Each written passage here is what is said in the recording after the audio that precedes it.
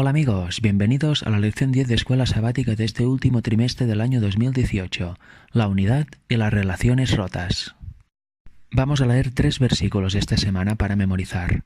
Romanos 5, versículos del 8 al 10. Mas Dios muestra su amor para con nosotros, en que siendo aún pecadores, Cristo murió por nosotros. Pues mucho más, estando ya justificados en su sangre, por él seremos salvos de la ira. Porque si siendo enemigos fuimos reconciliados con Dios por la muerte de su Hijo, mucho más estando reconciliados seremos salvos por su vida. El sacrificio del Hijo unigénito fue el medio por el cual Dios, Padre, se reconcilió con la humanidad, y debemos estudiar este sacrificio, debemos indagar y profundizar en este amor porque es la base para poder reconciliarnos entre nosotros cuando hay rompimiento de vínculos o hay problemas o situaciones desagradables. Pero para eso deben querer las dos partes. Si solo quiere una, ahí mal va. Todo pierde su sentido y todo va en una línea que va a dominar Satanás y no va a dominar Dios. Y esta semana vamos a ver restauración de distintos tipos de relaciones y también vamos a hablar del perdón, para que aprendamos a cómo perdonar, para que aprendamos a qué hacer cuando hay situaciones de malos entendidos o de problemas, de disensiones entre hermanos. Debemos aprender y aplicarlo. Y como digo, es muy importante que todos lo apliquemos, porque si solo una parte quiere y la otra no, ya no hay nada que hacer, la ecuación se rompe por todos lados. Vamos a empezar la semana hablando de un hecho sucedido en la iglesia primitiva, un hecho que envolvía específicamente a Juan Marcos, un joven predicador que tuvo un desencuentro con Pablo y con Bernabé, pero sobre todo con Pablo, porque Bernabé le dio su soporte. Vamos a Hechos 13:13 y veremos lo que inició el desencuentro entre Pablo y este joven predicador.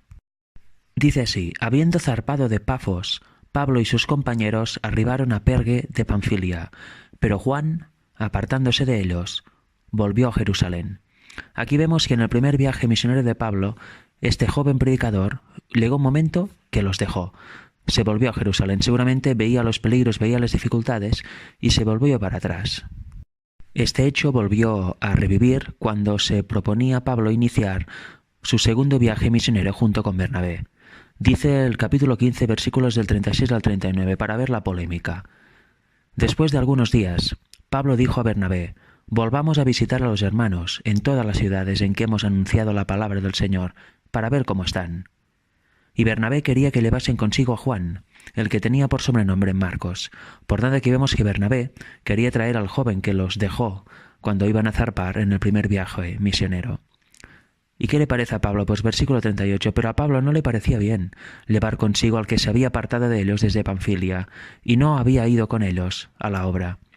Vemos que este hecho de apartarse y volver a Jerusalén y no ir con ellos a la obra, a la misión, dejó huella en Pablo y desde aquel momento no tenía mucha amistad o mucho agrado hacia este joven, que se dijera.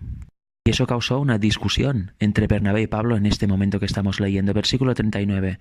Y hubo tal desacuerdo entre ellos que se separaron el uno del otro. Bernabé, tomando a Marcos, navegó a Chipre, y Pablo, escogiendo a Silas, salió encomendado por los hermanos a la gracia del Señor. Por tanto, vemos que Bernabé quería que fuera con ellos, se discutió con Pablo y al final, pues, yo me lo llevo hacia Chipre y Pablo se lleva a otro joven que se llama Silas hacia otro lugar. Por tanto, vemos que el desencuentro está servido. La pregunta es, ¿esta situación se arregló? ¿Mejoraron las relaciones entre Pablo y este joven Juan? Ahora lo vamos a ver, porque la Biblia no da específicamente detalles de si se perdonaron o no, o de cómo se perdonaron, mejor dicho. Pero si vamos a ciertos textos que vamos a leer como Colosenses y 2 de Timoteo, vemos que sale nombrado este joven por parte de Pablo y veremos en qué sentido lo hace y con qué palabras lo hace para saber si hubo un reencuentro, si hubo un perdón, si hubo una reconciliación y volvieron a ser, digamos, hermanos de pleno derecho, hermanos que se caían bien, o bien siguió el desencuentro. Colosenses 4:10 dice: Aristarco, mi compañero de prisiones, os saluda, y Marcos, el sobrino de Bernabé, acerca del cual habéis recibido mandamientos, si fuera vosotros, recibidle. Aquí está diciendo, si recibís a Marcos, si viene a Marcos, recibidle y darle hospedaje, en definitiva eso, recibidle. Por tanto, vemos que ya hay una cierta empatía hacia este joven. Y hablando a Timoteo, en la segunda carta a Timoteo, versículo 11 del capítulo 4, dice: «Solo Lucas está conmigo. Toma a Marcos y tráele contigo, porque me es útil para el ministerio». Aquí vemos que ya está diciendo de Marcos, con el que tuvo el desencuentro por cobarde o no le gustó su actitud que tuvo de no ir con ellos en el primer viaje misionero. Aquí vemos que él es útil para su ministerio. Por tanto, se pone de manifiesto que hubo una reconciliación entre Pablo y Marcos. También se pone de manifiesto que Marcos mejoró sus aptitudes y avanzó en el camino del Señor para hacerse más fuerte. Y aquí Pablo dice claramente: tómalo porque me es útil en el ministerio. Por tanto, ya lo consideraba apto para la obra del Señor y ya no había esta discordia entre ellos dos. Eso lo debemos tomar como ejemplo porque puede pasar muchas veces, discusiones entre hermanos, decepciones y demás, pero si guardamos la discordia toda la vida, ¿estamos reflejando la imagen de Cristo? Si no ponemos de nuestra parte para que haya un perdón, ¿manifestamos la imagen de Cristo? Para nada. Y en este caso vemos que los dos pusieron de su parte y al final hubo una reconciliación. Porque ¿qué predicador es el que guarda rabia, odio, rencor o desacuerdo con un hermano en la fe que antes había estado con él o había tenido contacto, o lo conocía de alguna forma? ¿Qué clase de predicador es el que guarda eso toda la vida y encima predica a Cristo? Eso es hipocresía. Debemos siempre que sea posible y que las dos partes quieren ponernos de acuerdo con todos y solucionar las desavenencias o problemas que pudieran surgir en algún momento. Es un curioso tópico este, porque a priori nadie trataría esto para hablar de relaciones rotas, pero nos va a servir para ver cómo alguien que está con Dios intercede a otra persona para una tercera persona, para que sea recibido como toca. Y bueno, vamos a ver todo lo que dice porque es bastante interesante. Leeremos unos versículos de la epístola a Filemón. Versículo 7. Pues tenemos gran gozo y consolación en tu amor, porque por ti, oh hermano, han sido confortados los corazones de los santos. Por tanto vemos que Filemón es un hermano bueno, es un hermano que conforta a los demás. Es un hermano en el cual parece haber el Espíritu de Dios en él, o al menos grande porción de él. Y debido a esto, Pablo le habla de Onésimo y le hace un pedido, versículo 8 en adelante: por lo cual, aunque tengo mucha libertad en Cristo, para mandarte lo que conviene, más bien te ruego por amor, siendo como soy Pablo ya anciano, y ahora, además prisionero de Jesucristo, te ruego por mi hijo Onésimo, a quien engendré en mis prisiones.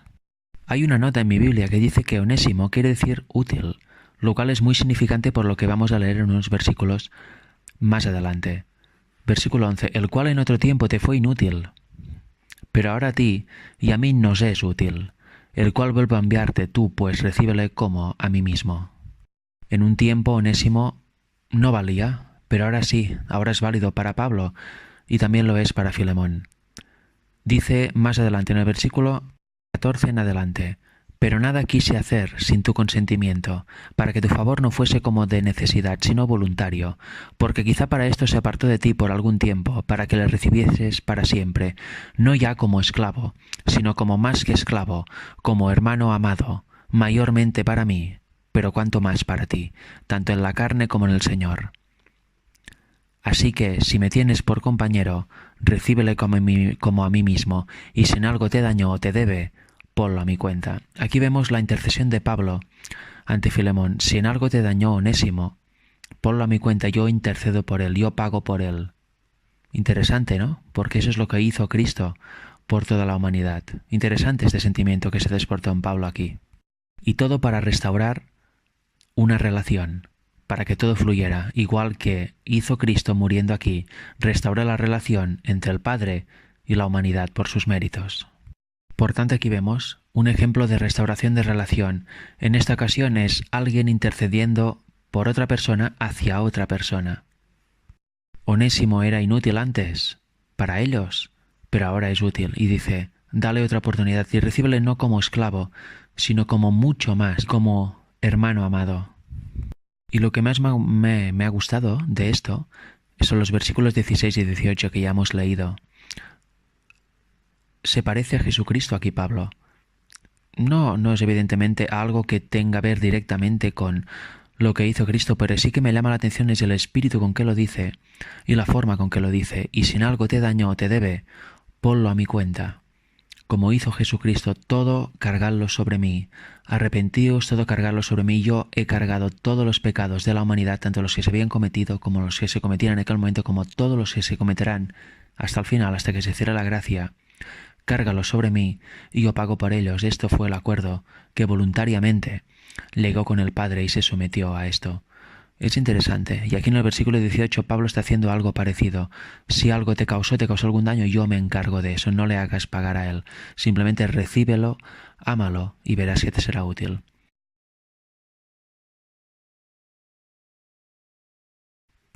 Vamos a leer unos versículos muy interesantes contenidos en las dos epístolas a los Corintios. Son interesantes porque veremos que lo que pasaba ahí también pasa hoy en día, tanto a nivel congregacional como a nivel personal. Empezamos leyendo en el capítulo 3 de 1 de Corintios, en el versículo 5. Dice así: ¿Qué pues es Pablo y qué es Apolos? Servidores por medio de los cuales habéis creído. Y eso, según lo que cada uno le concedió el Señor. Yo planté, Apolos regó, pero el crecimiento lo ha dado Dios. Así que ni el que planta es algo, ni el que riega, sino Dios que da el crecimiento. Y es que en Corinto había contiendas, había riñas. ¿Por qué? Porque lo dice también el capítulo, unos versículos antes. Unos decían yo soy de Pablo, otros decían yo soy de Apolos. Estaban dando rienda suelta a la carne y estaban fabricando ídolos. Porque cuando alguien depende de una persona o dice, no, yo solo sigo a aquel, yo solo escucho a aquel, yo solo creo lo que dice aquel, está generando un ídolo y por ende se está convirtiendo en un idólatra. Y eso no puede ser porque, como hemos leído, ni Pablo es algo, ni Apolos es algo. Y en la vida actual pasa exactamente lo mismo. Ni el que predica es algo, ni el otro es algo. Solo es alguien, es algo, el propio Dios, que es quien da el crecimiento. Uno planta, uno riega, uno ayuda en una área, uno ayuda en otra. Uno dice una palabra de aliento, otro le enseña un montón de doctrina a alguien. Pero el que da el crecimiento a esa persona es Dios, y es el único que importa, es el único importante. Si caemos en la trampa de Satanás de idolatrar a alguien o depender de alguien, estamos en una senda que lleva a la muerte. Y eso es algo que por desgracia pasa. Yo lo he vivido en mi entorno. Y en parte yo también caí en esto, levemente, pero caí en cierto punto. Pero gracias a Dios que un día me di cuenta. Y qué lástima que otros no se den cuenta aún. Pero esperemos que un día lo puedan ver, porque conozco gentes, podría poner nombres y apellidos, de gente que está idolatrando a una persona o a varias personas. Y eso es triste porque sucede alrededor del mundo. Gente que solo cree lo que le dice alguien o alguienes. Y eso no puede ser, porque eso que hace destruye por completo el pensamiento propio. Destruye que se pueda derramar el Espíritu de Dios en uno, porque solo se cree lo que otro dice. Y si Satanás toca a este otro, el idólatra se va atrás de él por el camino de muerte también. Eso es muy, pero que muy peligroso y debemos pensar mucho en ello. Dice el versículo 8, y el que planta y el que riega son una misma cosa, aunque cada uno recibirá su recompensa conforme a su labor. Y exactamente no importa qué función desempeña en la vida cristiana uno u otro. Todos son lo mismo, trabajan con el mismo objetivo. Y en su momento se verá la recompensa. Por tanto, no hay que contender por puestos elevados, o no hay que creerse superior al otro o inferior al otro. Todos somos lo mismo a la hora de predicar, cada uno en su área, cada uno en el punto que Dios le indique, pero al final el objetivo es el mismo y cada uno pone la piedrecita para ayudar a otra persona en el crecimiento cristiano que da Dios.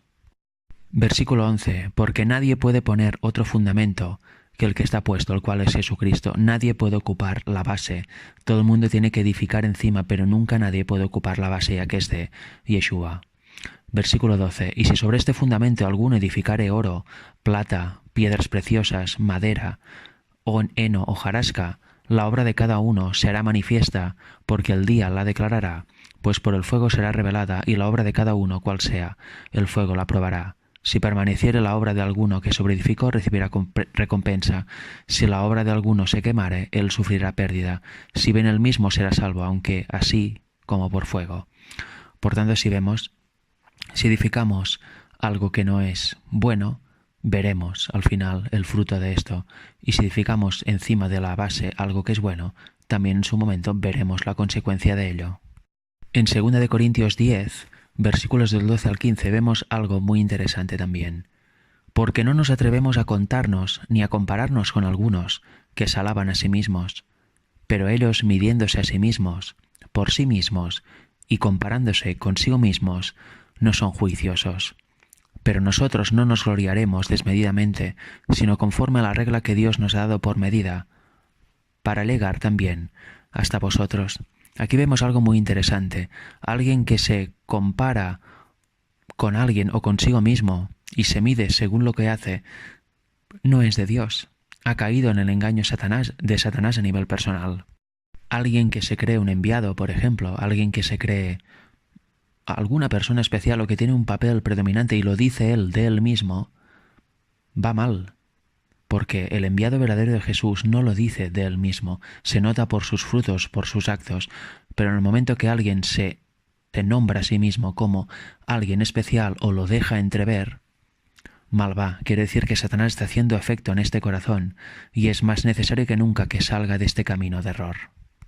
Los versículos 17 y 18 dicen: mas el que se gloría, gloríese en el Señor, porque no es aprobado el que se alaba a sí mismo, sino aquel a quien Dios alaba. Y eso es bien verdad, es totalmente cierto. Tengamos cuidado de caer bajo el yugo de gente que se alaba a sí misma o que se cree algo. Y oremos para no ser nosotros los que caigamos en este terrible error de alabarnos, creernos importantes, creernos vitales.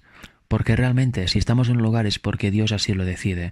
Si predicamos o desarrollamos un don para hacer avanzar la fe cristiana y el Evangelio en el mundo es porque Dios nos está usando. Si no, no sería así. Por tanto, no tenemos nada de que gloriarnos, porque sin el poder de Dios nosotros no haríamos la obra ni tendríamos los frutos esperados. Siempre lo más importante, como hemos visto antes, es el crecimiento que lo da Dios. Nosotros somos obreros, herramientas que Dios usa, que nos ponemos voluntariamente a su servicio para que nos use. Pero el crecimiento verdadero lo da Dios. Y la gente es transformada e inspirada a estudiar y a cambiar por el poder del Espíritu Santo. Y para eso nosotros debemos estar bien unidos a Dios, porque si lo hacemos con nuestras propias fuerzas o los queremos convencer por nuestro propio poder, el cual no existe, los resultados no serán los esperados. Y si hay resultados serán negativos, aunque a veces puedan parecer buenos. Por tanto, no nos creamos a alguien y no caigamos bajo el yugo de alguien que se alaba a sí mismo. Este es un tema realmente complejo, realmente profundo, y como es un resumen voy a tratar de dar los puntos esenciales para que podamos ver ciertas cosas y de esta forma aplicarlas a nuestra vida. Pero para iniciar seguramente tenemos preguntas o debemos hacernos preguntas y algunas de ellas son: ¿debemos perdonar? ¿Debemos pedir perdón? Si la respuesta es que sí, que debemos perdonar, ¿cómo lo hacemos? Y si la respuesta es que sí, que debemos de pedir perdón, ¿cómo lo hacemos también? ¿Lo estamos haciendo bien en nuestra vida? Bien, la realidad es que el mundo, y muchas veces en el mundo cristiano también dicen: Dios te perdonó a través de su Hijo, por tanto tú tienes que perdonar también. Simplemente cuando te hacen algo, perdona y olvídate. ¿Es esto bíblico? ¿Hay algún lugar en la Biblia que diga perdona y olvídate? ¿Es posible realmente olvidar algo que te han hecho o algo que te ha sucedido, tanto si es bueno como si es malo? La realidad es que no, a no ser que si tuviera algún día algún problema de amnesia o algún problema mental que te haga olvidar tu pasado o no ser consciente de la realidad. Por tanto, ¿cómo debemos perdonar? ¿Qué debe implicar el perdonar? Eso lo vamos a ver brevemente durante el tópico de hoy. El primer texto que vamos a leer y a comentar brevemente es Marcos 11:25. Dice así, y el 26 también. Y cuando estéis orando, dice Jesús, perdonad si tenéis algo contra alguno, para que también vuestro Padre que está en los cielos os perdone a vosotros vuestras ofensas. Porque si vosotros no perdonáis, tampoco vuestro Padre que está en los cielos os perdonará vuestras ofensas. Por tanto, aquí lo vemos claro: si no perdonamos, Si no perdonamos a los que nos han ofendido, nos han hecho daño, nuestro Padre tampoco nos va a perdonar ni va a oír nuestras oraciones. Por tanto, la primera pregunta es de si debemos perdonar. La respuesta es sí, debemos perdonar. Cuando Jesús estaba crucificado, cuando lo estaban crucificando, dice Lucas 23:34, y Jesús decía: Padre, perdónalos, porque no saben lo que hacen, y repartieron entre sí sus vestidos, echando suertes. Aquí Jesús está diciendo al Padre que los perdone, pero el pueblo se había arrepentido de lo que estaba haciendo, se había arrepentido de lo que había hecho al Hijo de Dios.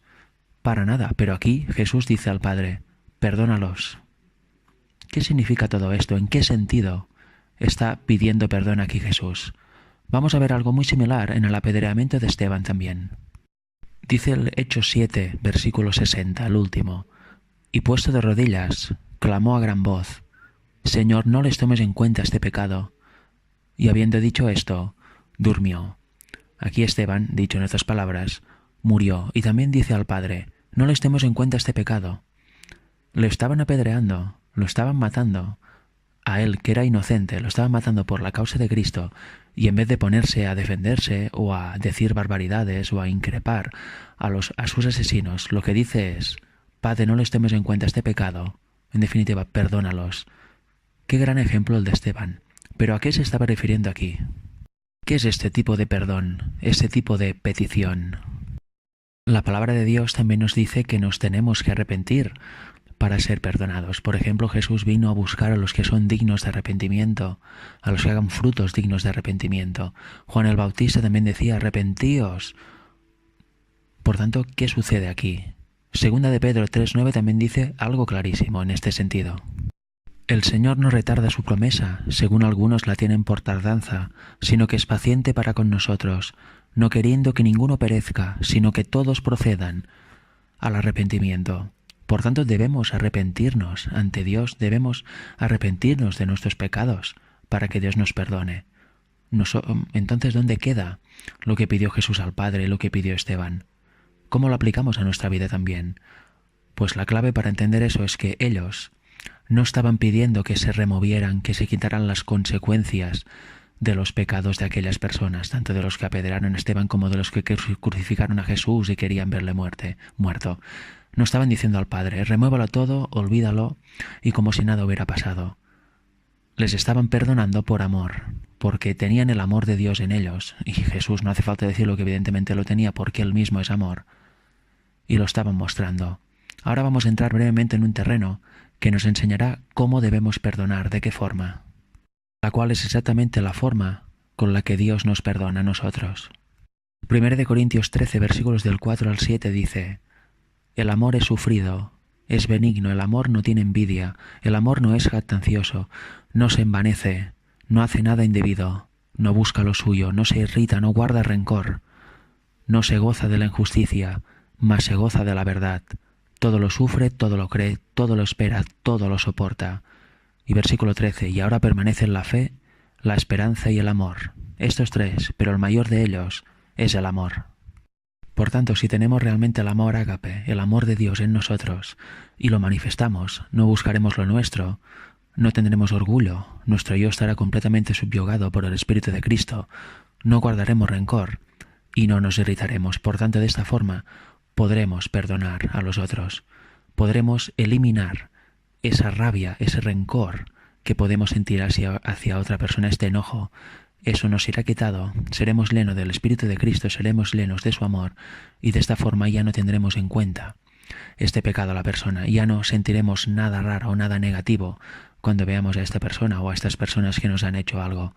Eso es realmente perdonar, pero obviamente las consecuencias de ellos les van a llegar, porque uno recoge lo que siembra. Pero en este sentido es como debemos entender el perdón y cómo debemos perdonar, teniendo el amor de Dios en nosotros. Y aparte ahora veremos cómo se debe pedir perdón y qué se exige del perdón, porque no es gratuito. En el mundo, por ejemplo, estamos acostumbrados a decir, si hacemos daño a alguien, a exigir casi que nos perdone y a no tener consecuencia alguna. Simplemente, bueno, lo siento y listo, me voy. ¿Eso es bíblico? No, tampoco es bíblico. Lo vamos a ver en el Antiguo Testamento. Si leemos Levítico 6 veremos un ejemplo.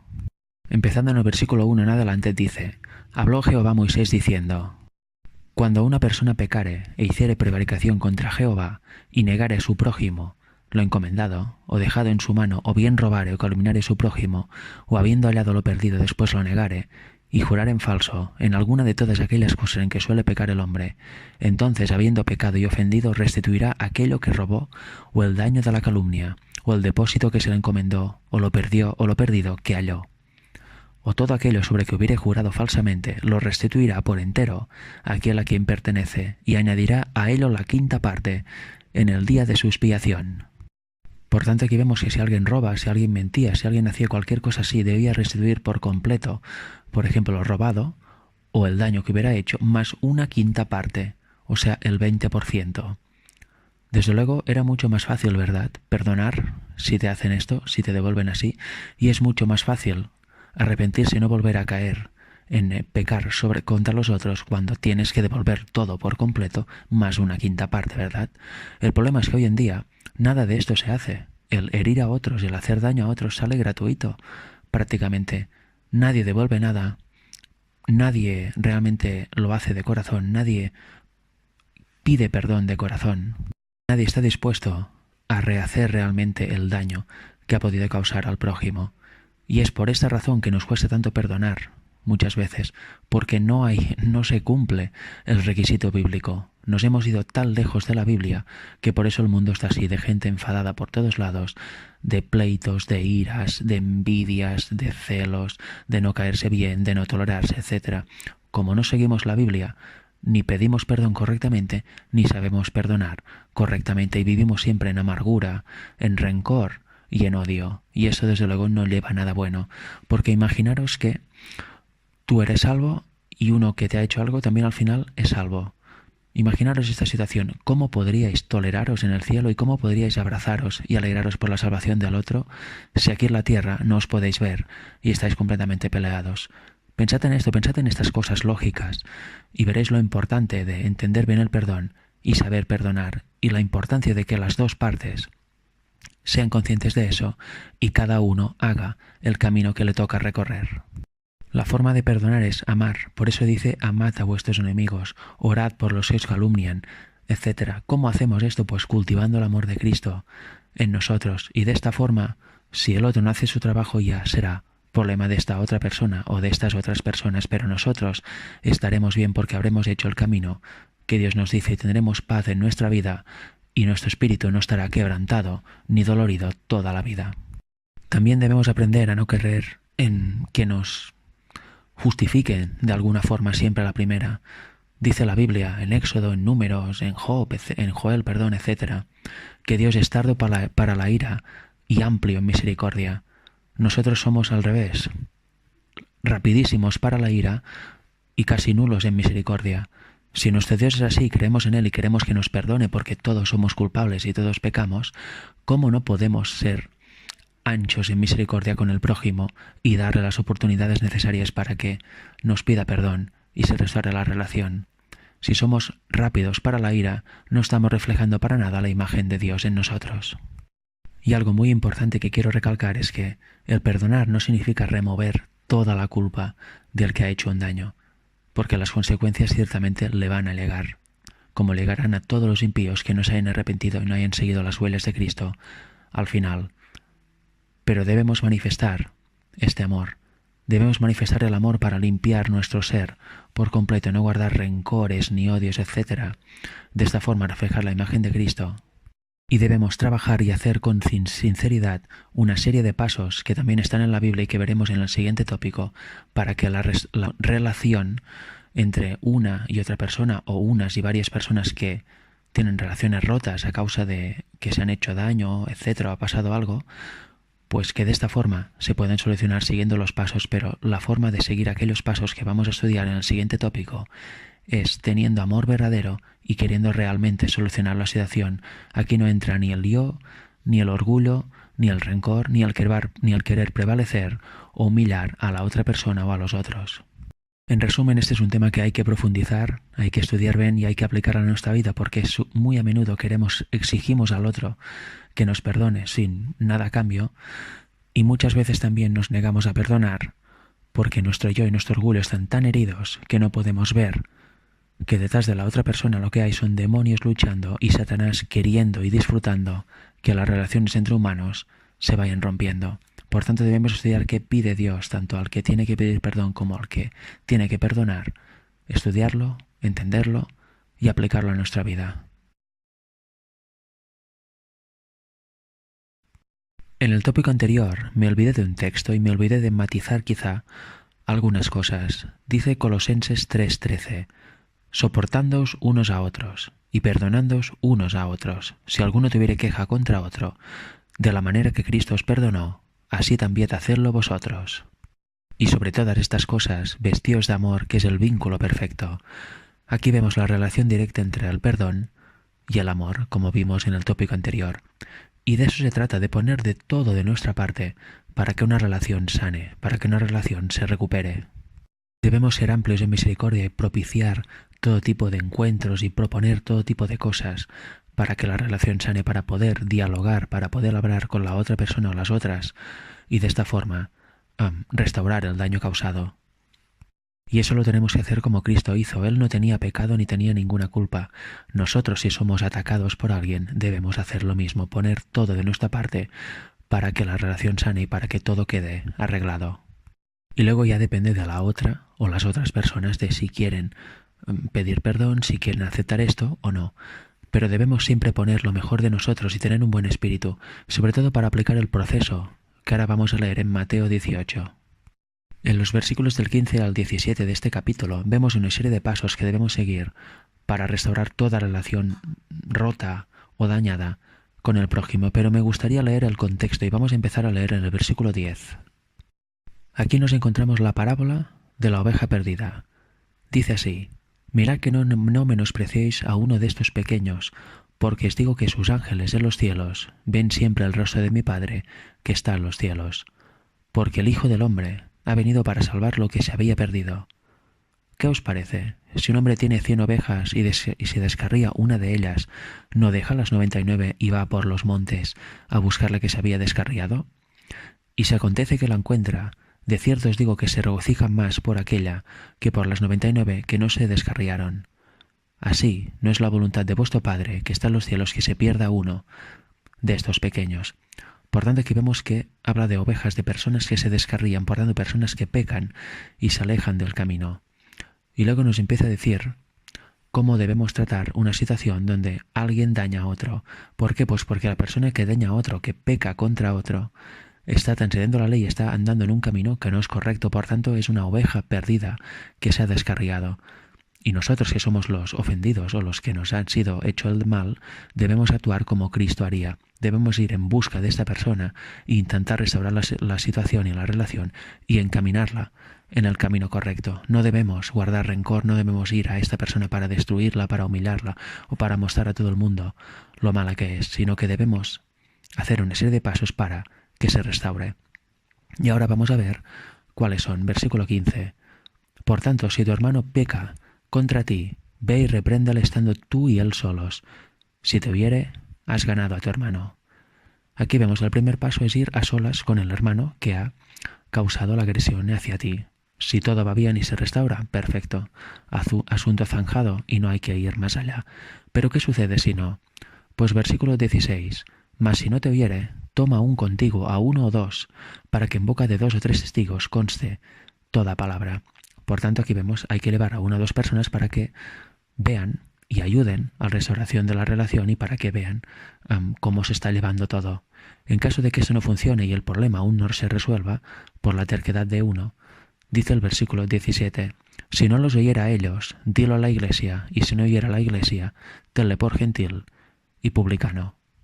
Y finalmente se lleva a la congregación, se explica todo, se explica la situación, y si ni así, con los consejos, con amor de todos, se reconduce la situación, pues la persona que ha agredido a otro, que ha dañado a otro, que ha pecado contra otro, tiene que irse porque ha demostrado que no quiere para nada arrepentirse ni quiere restaurar esta relación cuando se le han dado todas las oportunidades que Dios marca en su Biblia.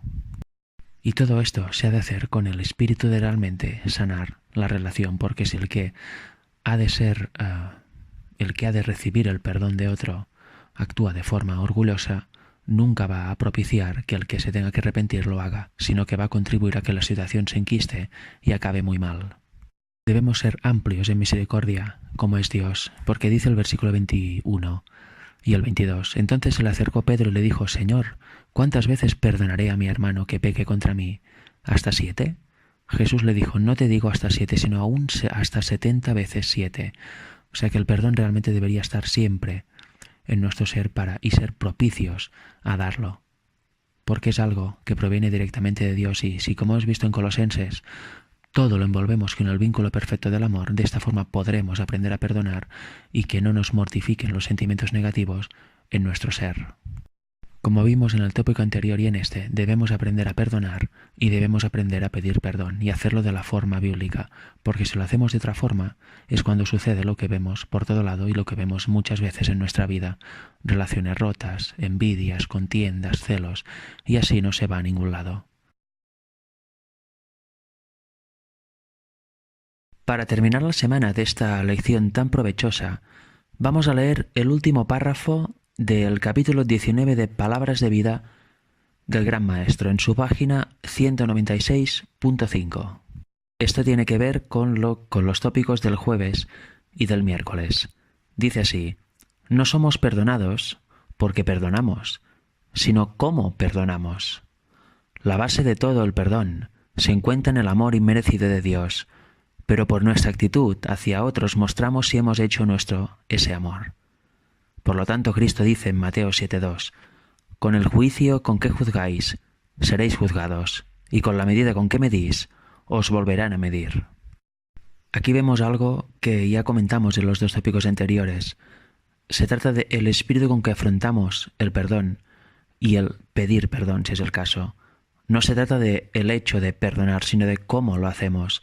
¿Lo hacemos con los motivos y el espíritu correctos o lo hacemos para no tener problemas o para quitarnos un problema de encima? Ahí está la clave de todo. Si nuestros motivos son correctos, iremos bien. Si no, será como si no hubiéramos perdonado o como si no hubiéramos pedido perdón, porque a ojos de Dios, que conoce nuestros motivos y nos conoce a la perfección, no va a servir de nada esto. Y ahora vamos a leer una cita que nos engloba a todos, como congregación y como pueblo de Dios. Está en Eventos de los Últimos Días, página 163.1, y también se encuentra en la página 258 de Cada Día con Dios, una matutina. Dice así: si subsistimos en el gran día del Señor, con Cristo como nuestro refugio y nuestra fortaleza, debemos abandonar toda envidia y toda contienda por la supremacía. Debemos destruir completamente la raíz de estas cosas impías para que no puedan surgir de nuevo a la vida. Debemos ponernos plenamente del lado del Señor. Eso es bien cierto también, ya que el tema de perdonar y de pedir perdón en concreto también depende de esto, también depende de cómo estemos. Si somos envidiosos, si nos gusta la contienda, si somos orgullosos, en definitiva, si mostramos el carácter de Satanás o muchos rasgos del carácter de Satanás en nuestra vida, ¿cómo vamos a tener unidad? ¿Cómo vamos a trabajar para la unidad? ¿Y cómo vamos a sanar relaciones que hemos destruido o relaciones que se han dañado a causa de daño que nos han infligido a otros? ¿Cómo lo vamos a hacer sin el Espíritu de Cristo, si no mostramos un espíritu de amor? Pues no lo vamos a hacer de ninguna manera y vamos a mostrar al mundo una imagen lamentable. Y como dice aquí, para subsistiendo en el gran día del Señor, debemos haber abandonado esto. No debe estar y en nuestro ser. Nuestras tendencias deben estar encaradas en el bien en aquel momento. Ya debemos estar sin mancha y no mostrando un carácter satánico, porque si no, no resistiremos la prueba para nada. En la vida en realidad solo hay dos frecuencias, solo hay dos colores. La frecuencia de Satanás y la frecuencia de Dios. El color negro y el color blanco. No hay grises, no hay medias tintas, no hay frecuencias intermedias. O estamos con Dios o estamos con Satanás. Debemos asegurarnos de estar en el lado correcto para heredar la vida eterna. Que Dios os bendiga a todos.